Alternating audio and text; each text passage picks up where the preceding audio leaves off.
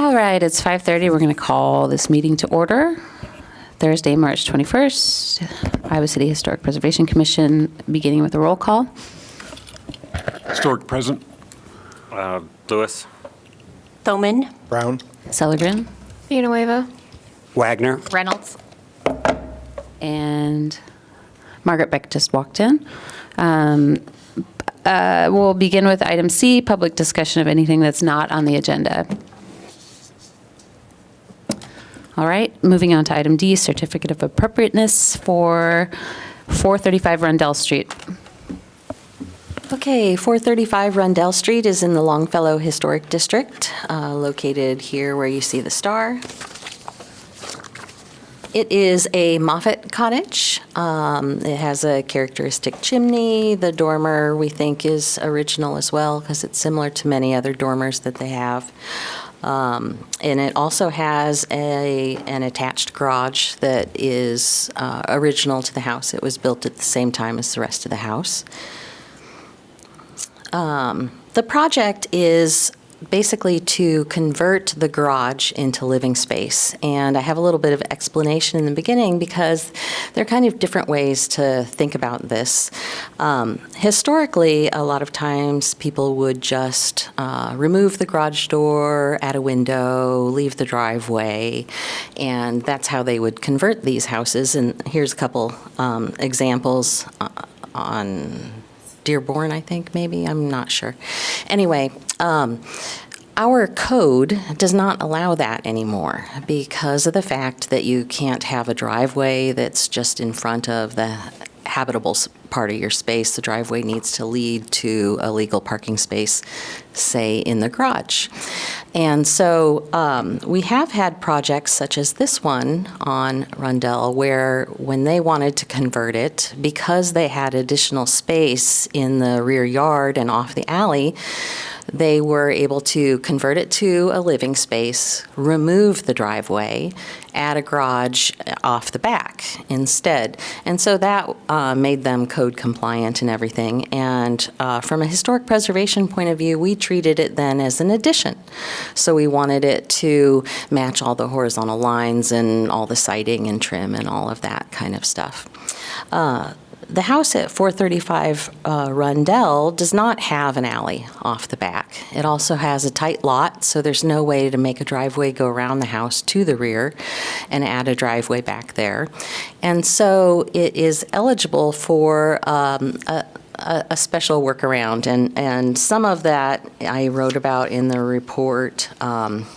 They basically are going to have the Board of Adjustment waive some of the parking requirements and parking standards as long as they can get approval from the commission for their project, and it will help retain the historic character of the house. And so the owners presented us with a proposal to basically retain the look of the garage. So what we are approving for this part of the project is to replace that overhead door with a wall that looks just like it.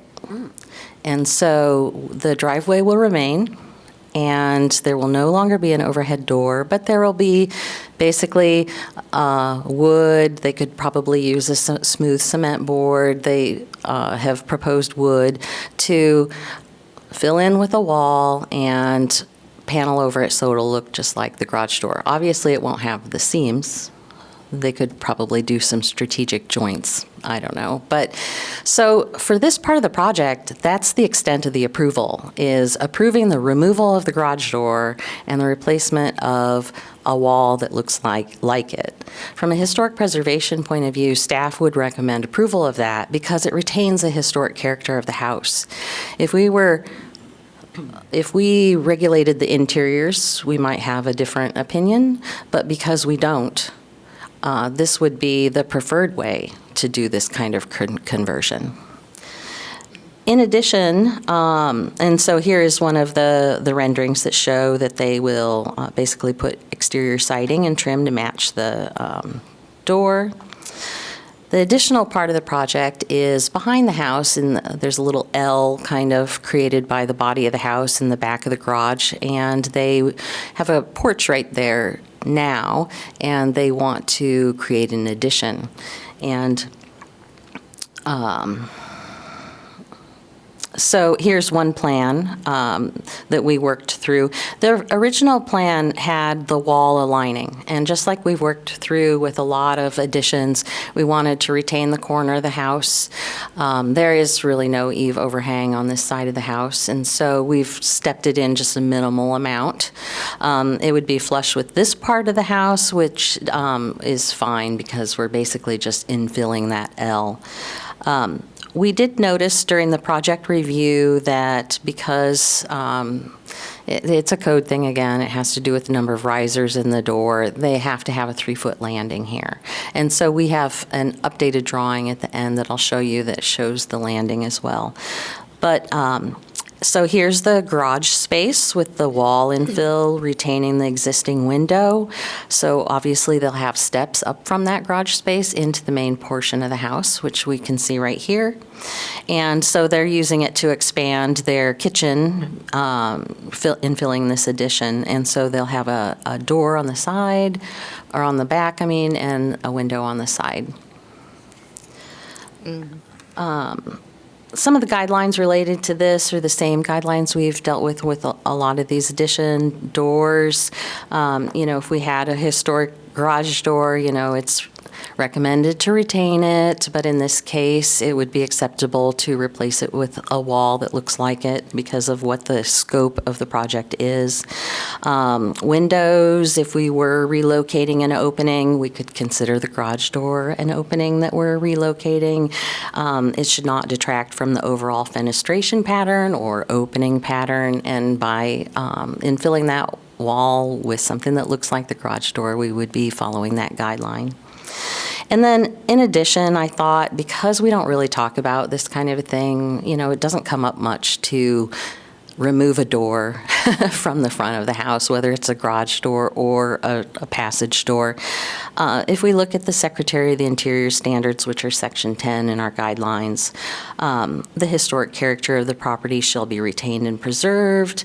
And, we're not removing historic materials or features that characterize the property. Well, I think by doing this fake door wall, we're following that guideline because we're reusing the space, which is what we want to do, and we're still kind of retaining the physical historic character of it.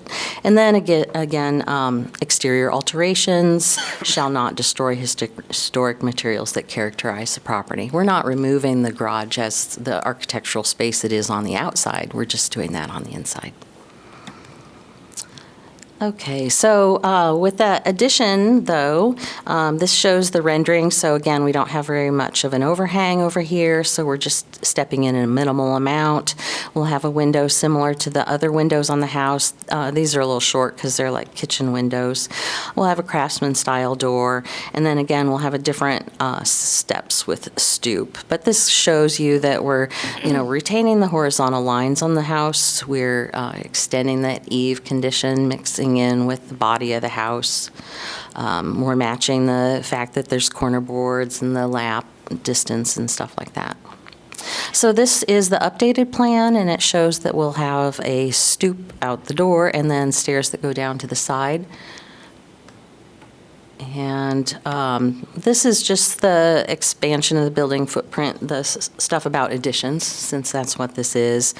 Distinguishing, we're setting it in a little there. We're matching the horizontal lines. We're using the same palette of materials. It's at the rear. Consistent with the massing or roof line, I'd recommend that roof slope on that, since it's basically a little shed roof, matched the dormer. The dormers can be a little flat. I don't really know on this particular building if they have enough slope or not, but if the dormer has enough slope that they could match that, that's what we would recommend, similar to this guideline. But if the dormer is too flat, they could add a little bit more slope to that to make it work a little better. Roof overhangs, soffits, and eaves matching the addition as well, and same with siding. And then again, we have some guidelines about doors. Here's the one about retaining the corners.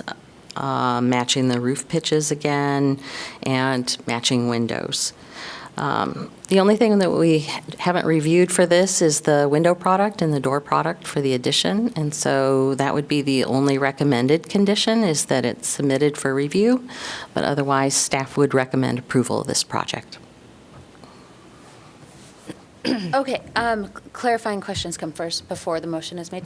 Yeah, and you could ask them if they want to talk about it, too, because there's representatives. Oh, here. great. Could anybody representing the property, would anybody like to make any comments?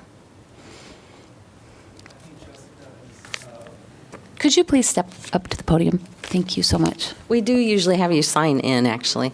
My name is Christopher Munoz, and I am the homeowner. I think Jessica has made a great synthesis of what we're trying to do, and hopefully stay within the guidelines. Great. Anything else? No. Okay. Any clarifying questions from the commission? I had one on the inset for the corners. I saw in the drawing right from the side, we're coming in 6 inches, and you mentioned in the back, we're not coming in 6 inches, we're just infilling the L. How are we supposed to think about the two of those differently in terms of the guidelines? Sure. Insetting from the side is something that will help with how it is viewed, like from the front, from looking at it from the side. And frankly, on this building, because of the fact that that's the gable end, it's, let's say, easy also to set it in. If we set in on the back, it's going to basically make us have to do a jog in the gutter and that roof edge that we don't need for such a small set-in. And so it is actually just easier to make it align with it. It's also not having anything to do with the visibility of the addition anyway, since that's totally on the back. And so that's why we would recommend only setting it in on the side. Similarly, dormers have some set-in requirements, actually much greater than this. It's required that a dormer, for instance, is set in 3 feet from the roof edge. But it wouldn't necessarily be like set in from the wall on the front. It would still align with the wall. So there's just kind of architecturally, basically, it works out better to align with the rear wall, but set in on the side. Okay, thanks. And I'm curious, it sounds like, Jessica, you've seen projects like this before where they convert the garage and then there's still the driveway leading to the garage. Is it common, I'm just wondering in general, do people keep their cars on that pad of cement, or is it usually that they're keeping the car in the back of the house someplace? I would say with most of these, especially if they are having the access problem, they would tend to keep their car on the driveway. At least the 2 examples on the other street, I know that they regularly do that. Okay. They park there, and they legally can it is a grandfathered-in parking spot. With this one and some of the Board of Adjustment things, it might be a little bit different, and some of that I personally haven't followed, but I bet you have. I would just like to make a comment on the width of Rundell Street. It's huge. Huge. It's huge. I wish we could have more yard than street, but there's plenty of parking. You park in the middle. You could park in the middle. Yeah. Make it a boulevard. I have a question regarding the guidelines. And this is, so the reason that we're retaining the garage door is specifically so that we can keep the driveway. It's that, and it's so that we can retain the look of the house, the house with the attached garage. Right. I guess, this is more of a commission discussion comment, which I will save for commission discussion. But are there any further clarifying questions? Did you want to say anything else? Just one comment. I'm not sure when the rules were changed, but on many of the conversions of the Moffett houses, the garage conversions, you don't see that the garages were retained. There's windows, and I know that they have their exception because they've created parking on the backside or what have you. But I don't really even know that there's an example of one where they've retained the garage. Yeah, I don't know that there is, partly because since the district's been made, it's a little bit more difficult to do that, but I think it has a lot to do with just the code Yeah. requirement. Yeah. Well, I think this is creative thinking, and I think it's great that you want to keep the look of the garage. I realize that, it probably would be wonderful to have windows in there, but it's a Moffett house, and it's still going to look like a Moffett house, so I appreciate that.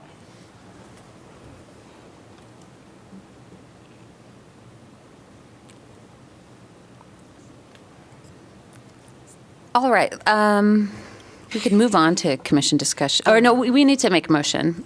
Yeah, I'm sorry. First. Now I have to get the computer to move forward.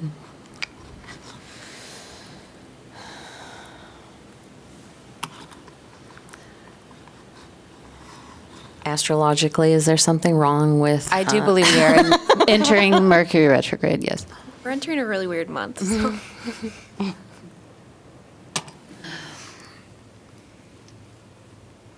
I don't know.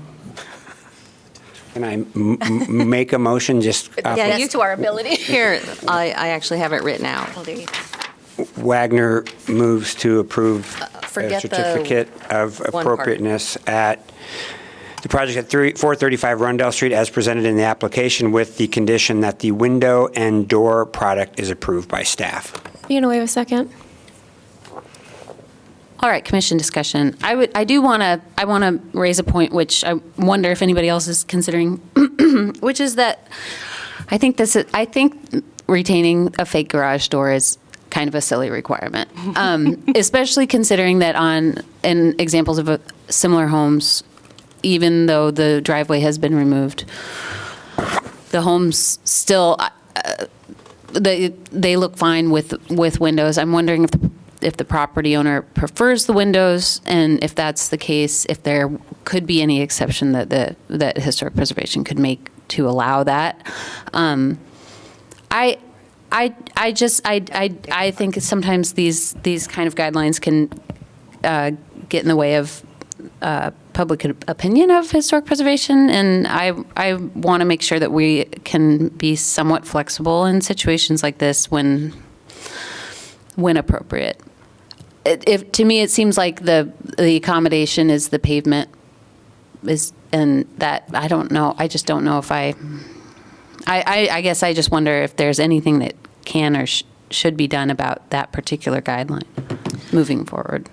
So I would say that doing it this way allows them to do what they want. Mm-hmm. And it allows us to retain the historic character that we want to retain. Mm-hmm.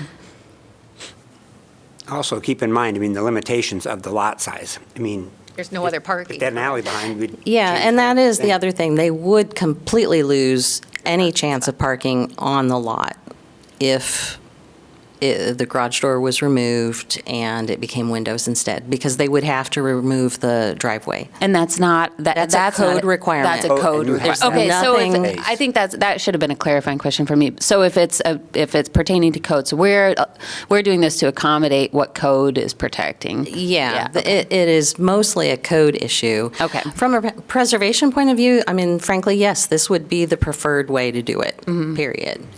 In short, because the commission doesn't really concern itself with the interior, we would approve a future owner turning the garage door back to functional so the new owner could drive into the bathroom. Into the bathroom. There you go, if you're in a hurry. It is reversible. There you go.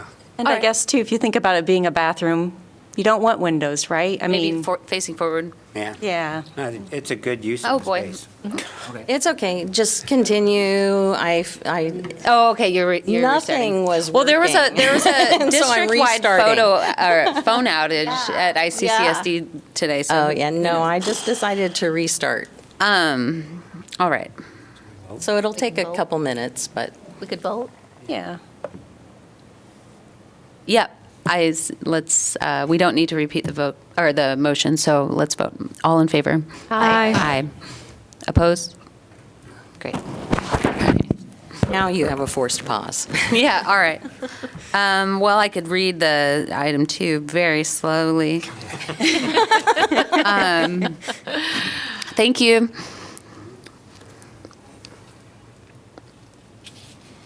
Yeah, I'm sorry, guys. I mean, there were no buttons. can't Hey, help no it. big deal. Oh. Yeah. Have you been We can having move- issues prior to this? Should you open a ticket? I've actually never used this particular computer, Oh. so.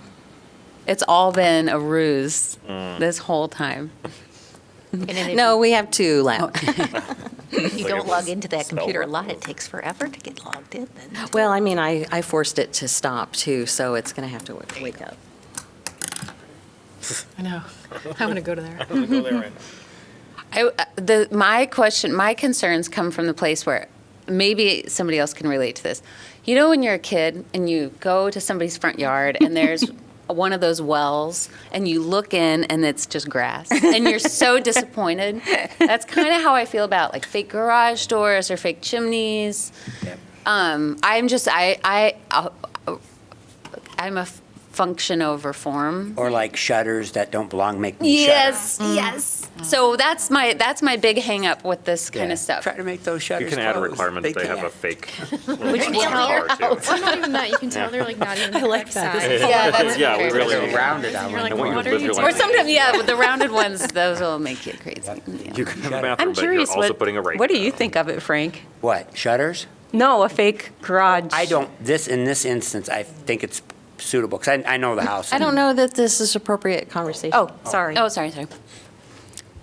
Thanks for keeping us in line, Jessica. I mean, you already voted on it. Yes. That's true. I am I instigate.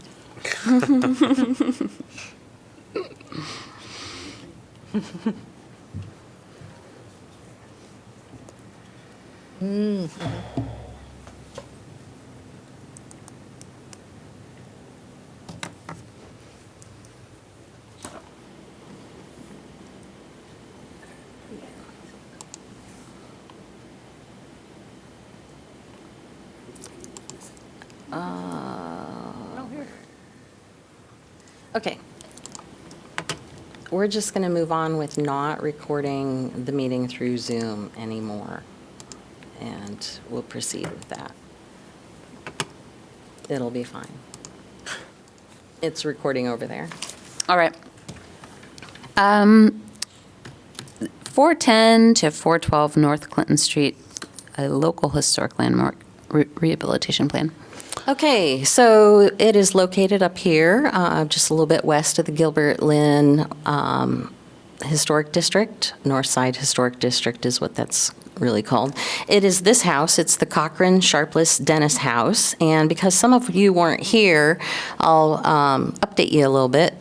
This is the property boundary, and this house was locally landmarked, and it was done so as part of a development project that will soon come to you. And so basically what is happening is the historic house is here.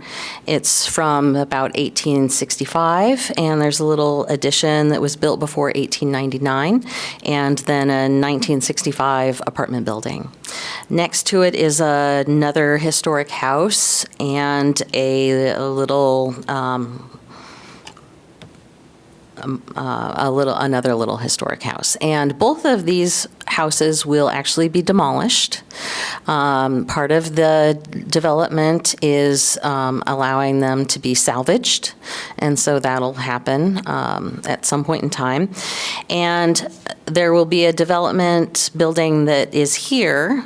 They will be taking down the garage on the landmark property, and a portion of the development will cross the back portion of the landmark property. And this was all part of the development agreement. So there are two additional parts. Beyond the fact that they must salvage the historic house, they also had to create a comprehensive rehabilitation plan for the exterior of the landmark property, which really needed it.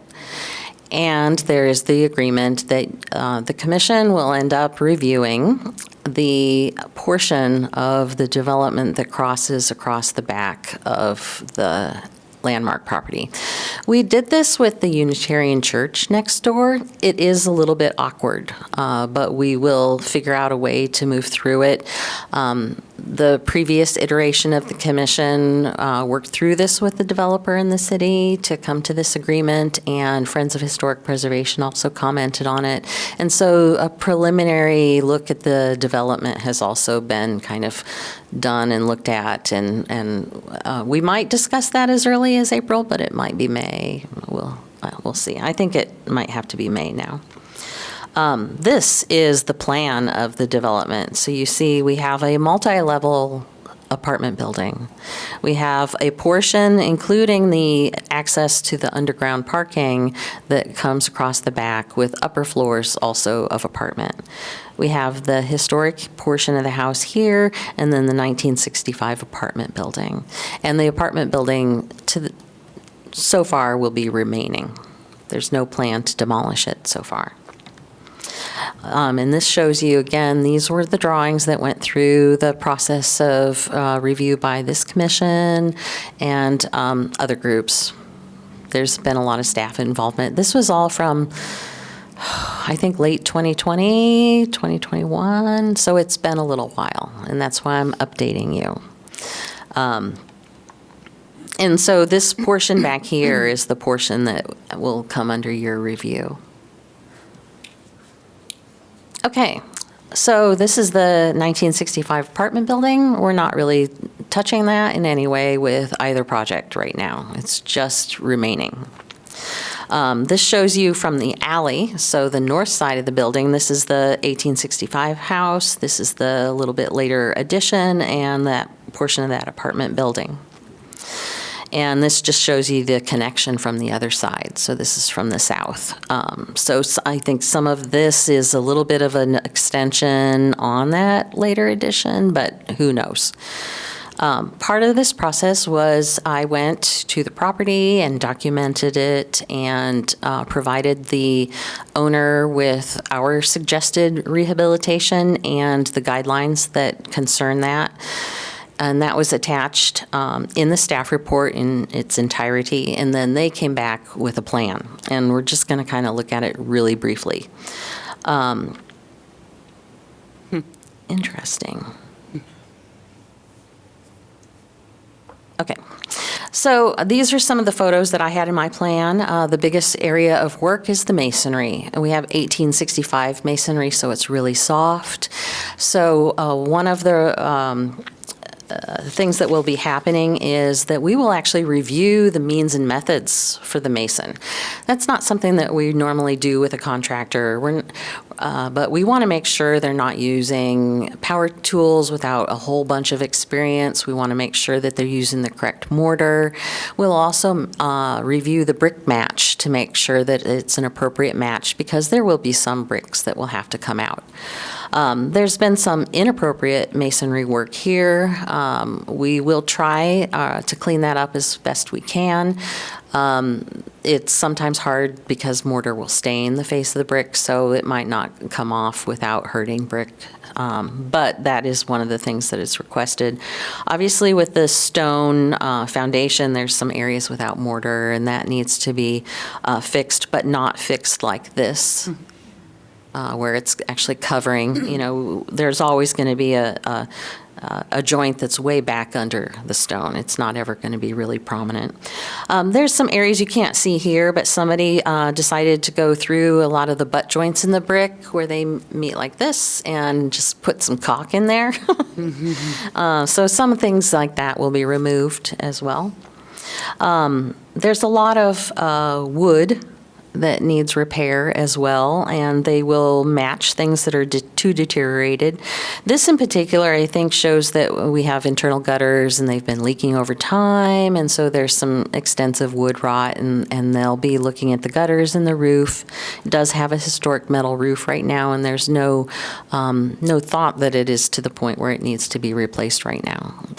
I would expect that the internal gutters probably need some new pans, but the proposal is to reline them with EPDM, which is something that's talked about as appropriate in our guidelines as long as it still can be done.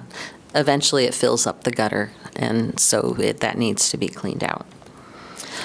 This just shows a little bit of previous work. We'll make sure that all the joints are nice and smoothed out and not as apparent as we have going on here. But there's scroll brackets. This back one here, this is called a sandwich bracket because it looks like Oreo, basically. All of those things, if they're missing or broken, will be helped and repaired. As you can see, there's historic shutters. These are historic operable shutters installed in the correct place. They will be repaired. The missing one will be recreated or something. It'll match. I have, I think, some photos. There are two column bases or pedestals that are historic. None of these in the front are. And, yep. Here. So here's a historic one that's in really bad shape, and we have another one that's in sort of not as bad shape. And they'll be repaired, and then they will go through and replace these front ones with ones that match. And then, similar with things like the floor, the porch bumps out like this really interestingly on each side. That kind of stuff will be retained. The windows will be repaired. All of the windows will have storm windows. We have suggested that they retain the historic storm windows on these large first floor windows, and we'll try to do that. We don't typically regulate storm windows, and so at least from my point of view, that's just an ask. We want to make sure that they all have storm windows to protect the windows, but whether or not they're the original ones or new ones, staff recommends it could go either way on that, but there's some interesting basement window configurations, and for those that they can remove things like screen, put in panels, they will. They have not guaranteed as part of their rehab that all of these situations will be completely resolved because we don't know exactly what's going on with some of them. This is just one that needs to be repaired, so that would be a simple one. I don't know exactly all of the stuff here. This is just a hole, a vent in the wall. There's no window or anything. And so holes like that, if they can be capped with a proper vent and everything, we will do that instead of the screen. The front door was in good condition except for a little bit of deterioration on the bottom, and so we recommended that they repaired and actually retain the screen door if they can. This is another image of internal gutters that are leaking, and so they will repair that as well. This is the schedule that they have submitted that now through July they will work on all that exterior wood. They will begin working on the windows, and they'll start looking at the roof and the gutters. The chimney is like a parge-coated brick. I'm sure it's brick. And so they'll just make sure that it's intact and it's not cracking, but they'll leave it as it is. The masonry work would happen later in the year throughout, but also after we've reviewed how they're going to do the work and any brick matches. And part of the development agreement is that the rehab for the historic house must be completed before they get their occupancy permit. So that provides the guarantee that it'll be completed. As it is, I had some questions during their submittal, and so I called and talked to the owner, and he answered all of my questions. And so staff at least feels like they're doing the work that is requested, and they'll be doing it to the best of their ability, and will hopefully reach out to us if any questions come up. But we do recommend approving it as long as the masonry proposal is reviewed and the brick is also reviewed. All right. Any public comment? Okay, I will open it up to clarifying questions from the commission. None? Do we have a motion? Beck moves to approve a certificate of appropriateness for the project at 410 to 412 North Clinton Street as presented in the application with the following conditions. The masonry proposal is reviewed and approved by staff, and any replacement brick match is reviewed on site by staff. Brown, second. All right, commission discussion. I'm excited for this house. I am too. It's going to be lovely. All right, all in favor? Aye. Opposed? Great. All right, item E, City Park Pool Planning. Good evening. Commission, I am Julie Seidel Johnson, Parks and Recreation Director, and I believe it's at your request. I'm here to give you a quick update, hopefully a pretty quick update on what's happening with City Park Pool. I'll kind of walk you through the process where we're at now, and I conveniently dressed in the same color as my presentation, which I think is awesome. All right, so let me walk you through where we're at on the steps. So project steps, and you will have to, it looks like each one. So the first step was to choose the project consultant team. That was done. We've assessed the current condition of the pool last summer. The council had a presentation and decided that it was to the point where it couldn't be repaired and we should go forward with replacement. Then we went into phase one of public input, which included idea generation sessions that were open to the public, and online option for that, and then focus groups. That's been completed, and that led to 4 concept designs, and I'll show you those in a moment. That went through another survey, both a statistically valid random survey and an open public survey and a public open house. And the results of those will be presented to the council, a joint meeting of the Council and Parks and Rec Commission, not on this presentation because I didn't have the date, but as of today, it's going to be on May 7th from 4 to 6 p.m. here in the council chambers. And then we hope to move forward for construction in January through December of 2025. So there will be one more season of the current City Park Pool, and then it would close for demolition and construction. So the goals of the project, and these have not changed since we started down the road of hiring consultants for the project. We're looking to have a new pool that will provide community recreation experiences to a wide variety. We heard the word multicultural, multi-generational options in the pool. Provide increased independent accessibility. So our current pool meets ADA standards barely, but you have to use a pool lift. It's not, you can't have independent access into most of the pool. Provide shade in several areas and deck and some in some of the water area. Provide design and operating efficiencies that support the city's climate action goals. Maximize efficiency of lifeguards.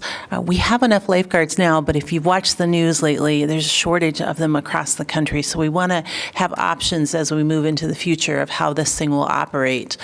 Promote the vision of every child learns how to swim. Swimming lessons and teaching everyone to swim is a very important part of what we do in Parks and Recreation. Welcome users of all backgrounds, especially through the bathhouse and locker room situations that we have. And then evaluate the potential of merging the outdoor restrooms and indoor shelter that's available in City Park into the same structure as the City Park pool building, and limit the construction area generally to within the fence line of the current pool. So we had really strong input from the public not to mess with any of the trees, which we really don't want to anyway. We're also not planning on adding any parking, so that really limits some of what we would do in any kind of renovation because we don't have any additional parking to add to this. I want to mention that the website, we have its own website page at the city website, so you can always go here and get the updates of where we're at and what we're doing. Now, go ahead and click on the next part of this one too. This is what happened in the phase one public input. And we've had tremendous public input throughout this whole entire process. We did these idea generation open houses where people could come in and give all sorts of ideas. We had 35 people come during an afternoon session, but wow, 460 came that night when we did it along with the Halloween event. Great turnout and great diversity in the crowd that we saw, both in terms of ages, family makeup, different nationalities. We really got a good cross-section of the community. And that was also available online, so 327 additional people took advantage of it online. After that, we did focus groups. Now, the focus group process on this one was a little bit different than others in that we let people apply who wanted to be involved in the focus groups, and then we went through a process of choosing, and we were looking for specific groups and specific balance in our focus groups so that it matched as closely as we could to the city's demographics. We were also looking to have both swimmers, non-swimmers, people with kids, people without kids, people who like to come and sunbathe, people who like to come lap swim, people who like to do aqua fitness. So we were very specific about how we chose the people for the focus groups. And in the end, the process involved myself, one of our Parks and Rec Commission members, one of the leaders of the what's called the Back to the Future group that's supporting supporting the new City Park pool, and a couple staff members. We used a dice for one thing. We used a huge spreadsheet. We did all the selection for the focus groups without any sense of who the person's name was or their address. So it was really meant to give us a good cross-section. And I think we accomplished that to a certain extent. We had 227 people that are click it one more time. Yeah, 327 people registered for the focus groups. 227 were selected and invited. We hosted 14 different in-person focus groups, and of those 227, 137 actually came those evenings and participated. If you were chosen to participate in a focus group and didn't attend, you were given an option to do an online version, as well as if you applied to be in a focus group and weren't selected, you got the online version. We had 44 people. So well over 1,000 people participated in these first two parts. That led us to these, the summary and the priorities from the Phase 1 input, and this is what guided the 4 option designs that came up. So once again, these are going to sound very close to the project goals. We heard people wanted to maintain the park-like setting and maintain kind of the historic look of the pool and the open space of the pool. They wanted a multi-use, multi-generational. We heard this a lot. We heard that people like to do a lot of different things, but in generally the same spaces. So they were looking for ways to come to the pool, do their thing, and not be bothered by the other user groups. So that kind of led to some of the designs that you're going to see. So those separate activity areas. Zero depth entry was one of the big priorities that we heard, meaning like a beachfront type entry into all areas of the pool, not just the kid area. Shade, and it's interesting because we heard both, we want shade and we want areas to sunbathe. So the plans come in with both of those. We heard both strongly 50-meter and 25-meter lap lanes. Okay, and we'll talk about that because when I show you the 4 options, you're going to say, I don't see the 25. And that's true, but that's why we have yellow. We're still trying to figure that out. We'll talk about that in a minute.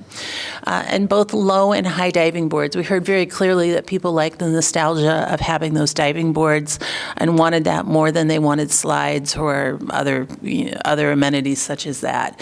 And a children's play area. And that was left kind of open-ended for what that might be. So moving into the 4 designs that were shown as options, all 4 of them include a reworking or a rebuilding of the bathhouse and the entry house.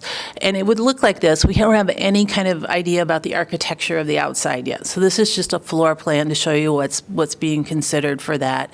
And what it includes is it includes both, it includes separate male and female locker room spaces, but with more privacy spaces within those locker room spaces, but also 2 single-user restroom shower spaces right in the center behind the entrance so that you don't have to identify male or female. You can come in and just use a single-user space. Or if you're coming in with a small group of family or an adult that needs help with care, you've got those single-user spaces.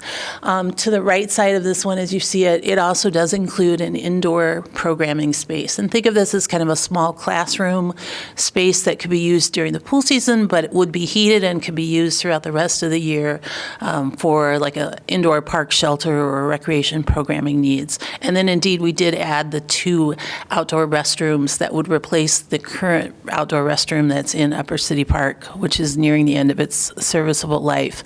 What this also does is it separates out our filtration and mechanical and chemical areas. Right now, those are really close to all the public areas, and a lot of it is underneath our current bathhouse, which gives us a confined space entry for our staff, which is pretty dangerous right now. So it moves that to a separate building away from the public uses nearer the diving well. So that happens with all 4 options, and that's our top safety concerns as far as the operating type things, and the top concerns of how can we provide a more inclusive entry and more inclusive restrooms and locker room situations. Okay, so how do we provided a chart to help people see the differences between the 4 concept designs. So the items on the left really do follow the project goals. So we say what's the cost of the estimate, what is the bather load, or indeed how many people would be able to swim in the pool at any one time. And interestingly, our current pool has a bather load of over 1,000, and on a really busy day lately, we're like 400. So we aren't anywhere near the bather capacity of what that pool could be. Separate programming areas, as I said, we heard people, they all want to do a lot of different things, but they want to have space and kind of a separate area away from the other user groups to do those things. Children's activity area, the zero depth area, 25-meter lap lane, 50-meter lap lanes. 50-meter lap lanes available all day. So currently they're only available during designated lap swim periods earlier in the morning and then over the lunch hour. High and low diving boards, deck space for chairs and sunbathing, additional shade, minimal tree impact, and designed within the current fence line and that new bathhouse. And so that's how we evaluated each of the 4 concept designs. So the good part is, as you can see, all 4 of them meet several of those criteria right off the bat. So we're happy to say that no matter which of the 4 is chosen, it will have a lot of those things. The green says, yes, that's a green check mark, that will happen. This is where we talk about these 25-meter or short course lap lanes. We left it yellow because we, as staff and consultants, agree that that's an important part of whatever pool we build. We don't show them yet. We haven't figured out how to work them into them, but we have a commitment that that's going to happen in some way, whichever pool concept ends up getting chosen. So think of this as we're going to choose a concept design, and then there's still going to be some refinement as we go down the line for how things would happen. How will those short course lap lanes happen? Not 100% sure. One idea is to slightly increase the dive tank in each of the designs, so you would have short course that would swim across the deep water. But more to come on those before the final design is complete. Okay, so let's go through the designs. So concept A shows a fairly large zero depth entry kind of on that upper left-hand side of the screen. And that would be the zero depth children's play area, and then it has a current channel, not a lazy river, but a current channel which has moving water for you to play in or to walk in or to do exercise in, but a current channel instead of a play structure. The other ones would have a small play structure for kids. The zero depth play area is connected to the 6 lap lanes. In this case, you have 6 50-meter lap lanes with stairs as the secondary access entry on that upper right corner. And then a separate diving well. So why a separate diving well? Well, mostly because one of our goals is climate action and less water. And by moving it into a separate dive tank, it greatly reduces the amount of water. We're about 35% less water in the first 3 options compared to the last.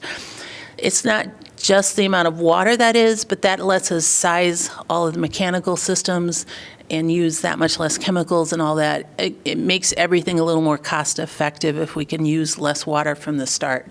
So that's why we have that separate dive tank. But the neat part about these dive tanks that we're showing is that it also has stairs to get into them, so more accessible for people to get in and out of the dive tank. We think that'll be really popular with our aqua joggers or aqua fitness folks, or indeed if this is widened a little bit so it becomes that short course lap lane, you would have better access into independent accessible access. So that's option A. How does that stack up on the goals? It is the second most expensive option at $18.39 million. Has a bather load of 975, which is slightly less than the current pool, but not much. Uses 34% less water than the current pool. Plus, remember, a new pool won't be losing 55,000 gallons of water a day because we'll get the leaks fixed too. So considerably less water.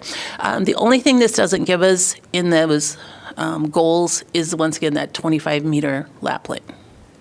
Okay, the next option, option B, is somewhat similar in that it has the zero depth entry, but it's now a separate pool. So this one shows it as 3 separate pools instead of 2. So you have kind of a children's activity area here that has a small playground type structure in it. It goes from zero depth up to about 3.5, maybe 4 feet at the other end. Has stairs as well for an entry. This one has the lap lanes as a separate 6-lane lap lane, and then the diving well remains separate, and everything about the dive tank is the same. The thing about this, doing it in 3, this would help in a lot of operating issues or a lot of operating enhancements. We think this would take the least amount of lifeguards of all the options that we show. What I should mention about the first 3 options as well is that the 50-meter lap lanes are 3.5 to 5 feet deep. There isn't deep water underneath them. So these are 3.5. You could walk the entire distance. So the water walkers, water joggers can do that. During an open swim period of time, 2 or 3 of them would still be designated as lap lanes, and the rest would be open space for just the general public to use however they like. One option for the short course, it wouldn't be 25-meter, would be to have lap lanes go across the pool, perpendicular to the 50-meter lap lanes. That would probably be okay for recreational, but it's not quite the 25-meter. But remember, it's also shallow, so people can stop and turn. It's not, you don't have the hard surface to turn or do a kick turn on.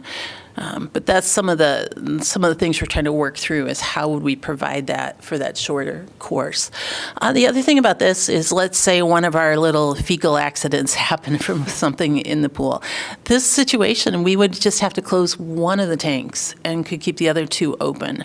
That also provides, if one had issues, other maintenance issues, one could be closed. Pre-season, post-season, it would be possible to keep, say, the lap lane pool open possibly longer with fewer staff and have the other 2 closed. So I think that's a neat thing that this option would provide, is a lot more flexibility of how it could operate. How does this stack up? Once again, it has everything except the 25-meter lap lanes shown at this time. It's a little cheaper than the first option, has a few less swimmers, and 39% less water than the current pool. Okay, option 4, this shows an L-shaped pool. This is as close as we got to people that asked us to do the same pool, but with a zero depth entry. This is how the space worked out to do that. Instead of having the 2 wings like we have in the current pool, this has 1 that allows for the zero depth entry. And that would move the play structure to that part of the pool. You'd have zero depth entry that then connects to the 6 lap lanes. Diving well remains separate, once again, because we feel like that is important to the water savings part of it. But that's as close as we could come to doing the zero depth with the current configuration. How does this one stack up? Once again, it hits everything except that 25-meter lap lane that we're still trying to figure out. Less water, has the most water savings of the 3 options. It's either the second or third or I can't remember how it stacks up. They're all about the same cost at that point. It's a little less. And then the final option should look really familiar. It is essentially a rebuild of the same pool that we have. The only change to this is that it does have entry stairs kind of in that top left corner. It's kind of covered by the shade structure.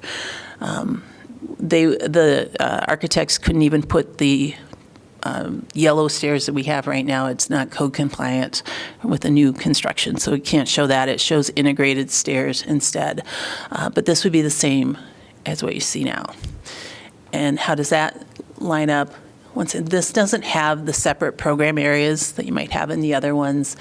It doesn't have the children activity area. It would still have the wading pool that we currently have, but it doesn't have the play features or kind of that middle range age group for kids. And it doesn't have the accessible zero depth entry. But we did show it as a request because people really wanted to see what it would take to do exactly the same pool. It is the most expensive at 19.56, no water savings. So that one was put out there with that. So the next slide, we'll just have them all together, kind of showing that comparison. So these 4 options had been out for public survey through March 8th. So they finished just before spring break started. I don't have the results of the survey, sorry. We haven't seen them yet. We want to go on to the next slide. But we did do the public survey. We had both an open survey and a random survey. We had 449 received for the random statistically valid. So if you were part of that group, you got a postcard in the mail. We provided it in 4 languages beyond English. And it's interesting, we had 68 people fill it out in languages other than English. So I was pretty impressed that we had that kind of turnout from that. We also had paper copies available, all different kinds of ways that people could take the survey. And it was also then open to the general public. So it was tracked by the address of the person that put the survey in, if they were part of the random sample or part of the open sample. And we had over 1,000 people do the open survey. So our consultants tell us we have enough in the random one to make it statistically valid. We have plotted the addresses that returned those statistically valid across the city, and we have really good representation from all areas of the city. So we're really excited that we have that. And the demographics stack up pretty well as white versus non-white in that random sample. We were a little short in one particular demographic. I don't remember exactly which one that was, but overall, pretty happy with how those demographics came back in. And we also had an open house that about 40 people attended. So all of that information, click again, will inform the staff recommendation that will come back to the City Council once again on Tuesday, May 7th. And that's when the official report will be of what those survey results were. And it'll be a joint meeting with the Parks and Rec Commission and the Council. They will not make a decision on May 7th. Though it's from 4 to 6 as part of a work session. The decision by the council would likely be 2 weeks later at their next council meeting if they're ready to do it at that point. I think that's, yeah, and just a note that although we look to move forward with one of these 4 concept designs, realize there'll still be refinements to that as we move forward. So we're looking for the public's input and have gotten that for which of those 4 concepts are the ones that they'd like to see. But there'll still be some design elements. Budget considerations are probably going to help us trim some of the things that you see right now. And we may run into unknown site conditions still as we demolish and move forward. So there's still a long way to go with whichever design is chosen. But the idea is that after May, we'll have a direction on which one we're going to go to. So I took a little more time than I should have, but what questions do you have that I can answer? Sure. I would like to know primarily what the reason is that the zero depth is not possible in the historic model. Because of the site.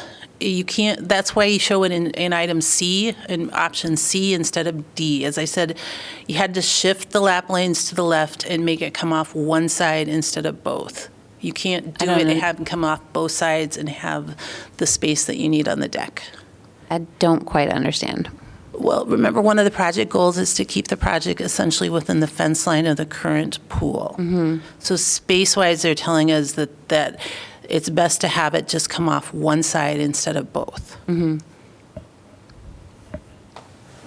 So there wasn't the thought to rotate it slightly?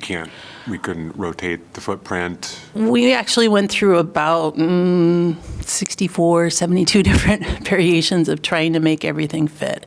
And these are honestly the best of the 4 options that we came up with after that long process. So I think they've tried about everything to try to make the different things. In the second model, could the width of the pool be expanded to 25 to accommodate Possibly. That'll be part of a budget condition. So if you did, right now we're showing 6 lap lanes. There's been some public interest in 8. Each additional lap lane is about $1 million more. And then you would have less water savings and less of the other kind of project goals too. So that'll be, I'm sure, part of the discussion by council too. We also are concerned that you probably won't have the deck space that people are asking for to move around the pool. So there's all kinds of components that come together to make this all work within those project goals. Yeah.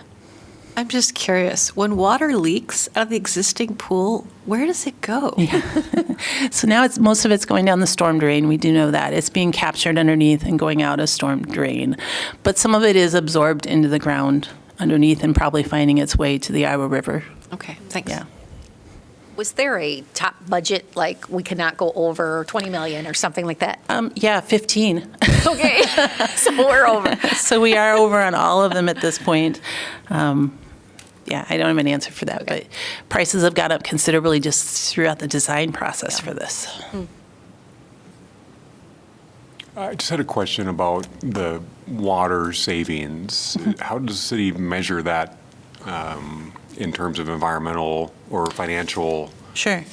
So we measure it in terms of, I'm glad you asked because I have the note right here, pounds of CO2 that it would save. And options A through C would give us about 7,767 less pounds of CO2 per season out there.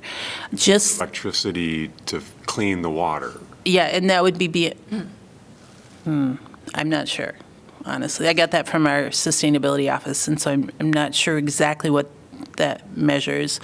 But it's also then that we would have smaller pumps, smaller electrical use, smaller amounts of water, smaller chemical type of things. So it's much more than just the gallons of water. Yeah. Because the water comes from the city.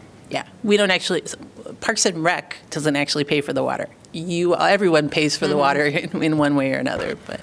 Will admission prices at City Park Pool go up?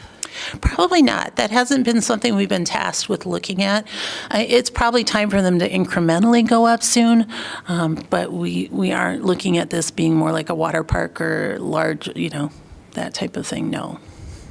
Yeah. Which is appreciated very much. I think there's a real intent that we want to keep the feel of what City Park has been for so long, and that it's a community gathering space and open and welcoming to all, and we want to expand that part of it, but keeping that kind of tree-lined atmosphere, making it feel that way. Yeah. Great. Thank you. Yeah, thank you for the Yeah, presentation. thanks so much. And we're hoping that she doesn't need to come back and update us anymore. Yeah, I think we're probably good. This is helpful and You can always informative. go to the project website that I showed. It has a project email address that takes all of the projects or comments, so you could do comments through that will get captured for the project, or those come to me so I can answer any questions that way too. So please feel free to do that as well. I guess on behalf of Historic Preservation, do you have any plans to mark the historic, information about the original pool? Yes, and that's actually one of the main reasons we chose the architectural team that we did. They've done some really neat things in terms of marking the history of the sites they've worked on and being really cognizant of how to showcase that and capture that. So I don't know what that will be yet. We aren't anywhere near that part of the design. Is that something that Historic Preservation could be consulted on? In terms of, like, if there were some kind of plaque that Yeah. went up? When it gets closer, that should be. I can tell you there might be a herky coming that's in honor of Ned Ashton, who was the original engineer for that project. So we have that coming too. Thank you, Julie. Thanks. For the minute taker, Wagner left. All right. Item F, report on certificates issued by chair and staff.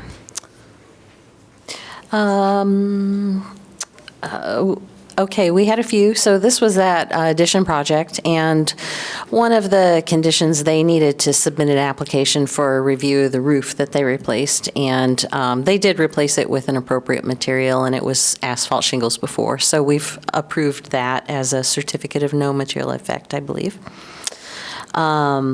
This is a more recent local landmark, 504 East Bloomington Street, and it will also have roof shingles replaced. It's going to have a little brickwork done as well eventually. It'll be a separate approval for that. It's just north of Mercy, or former Mercy. I don't know what it's called now.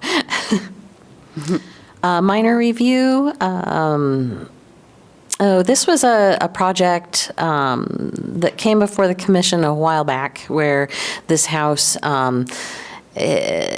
had a little addition and a deck, and there are some historic windows and some vinyl windows, and the rest of the vinyl windows are being replaced with a metal-clad wood window to match what we can approve and what was approved for their addition as well. So it won't have any vinyl anymore on the windows. This little house on Dearborn is getting new front steps. This one also got new front steps, as you can see.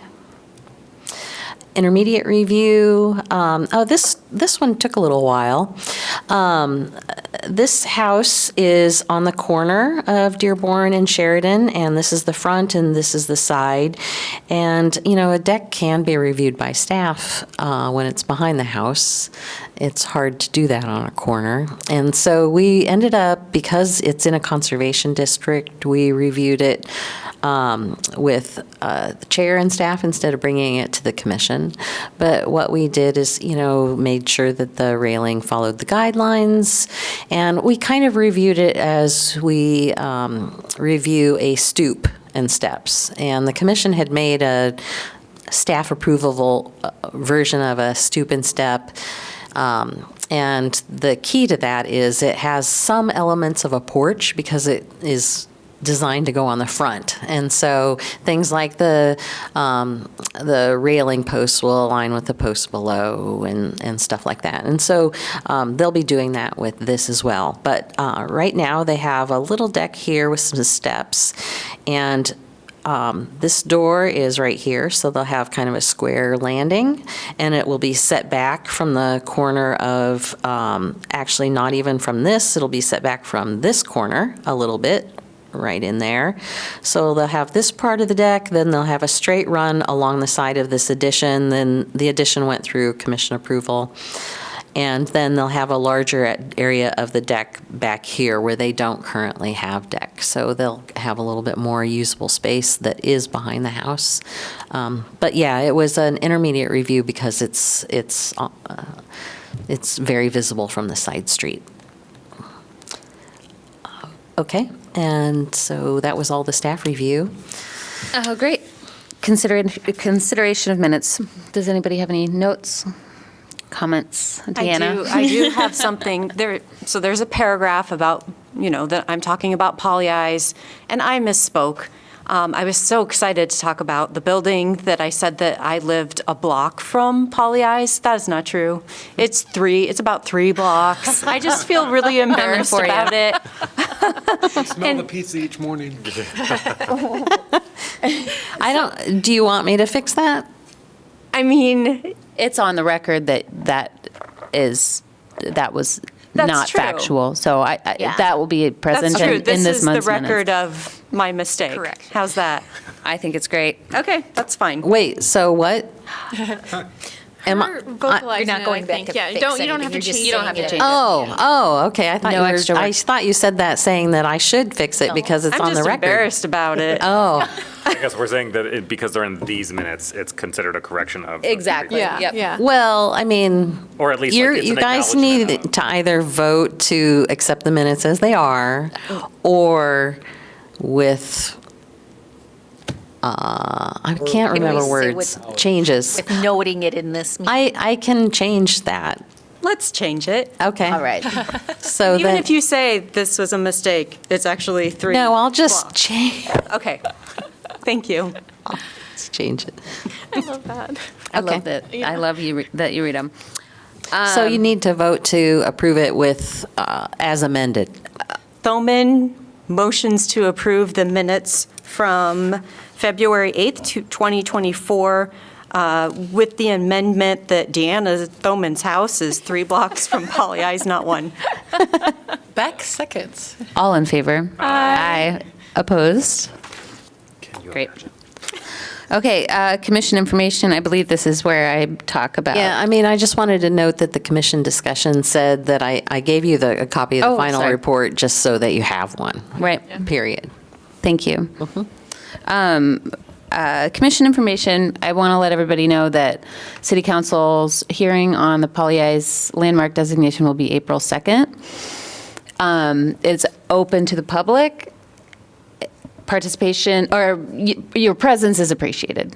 We've had a subcommittee with, that includes Deanna, myself, and members of the Friends of Historic Preservation, who have made an effort to create a case for why the building deserves to be landmarked, and that includes a letter from the Northside businesses, partnership with to some degree partnership with Iowa City Downtown District. To some degree, I'll amend those minutes next meeting, and as well as some outreach to council and supervisors, and we've just really been doing our best to make sure that the City Council knows how important this is, and public support. Any public support that can be drummed up in the meantime will be very appreciated. And I think that's all I have to say. I don't know, Jessica, do you have anything that you would like to add? I think Deanna might have had something she wants to add. Yeah. So Jordan's been doing a lot of work, and you've been kind of ill too. And we're trying to go out and talk with businesses to see if they're interested in signing this letter that says that they would like to, that they support preservation efforts for the Polly I's building. And it's quite a list. And if any of you are interested in taking 1 or 2 businesses and talking with them, I've got a little letter that's written up. That would really be helpful. If you're interested in that, please stay after for like 5 minutes and I'll tell you about it. Mm-hmm. Yep, just if there's anybody that you personally know that we can. Oh, I've got a list of businesses. Yeah.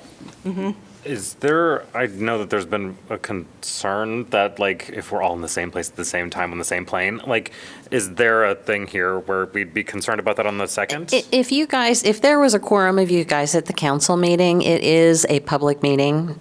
And so it's recorded and everything. And so there would not be a concern there. Overlap, basically. Yep, Okay, exactly. gotcha. Cool. And as far as people hanging back, we wouldn't want a quorum for that tonight. Yeah, so somebody can't. Shucks. I'll go.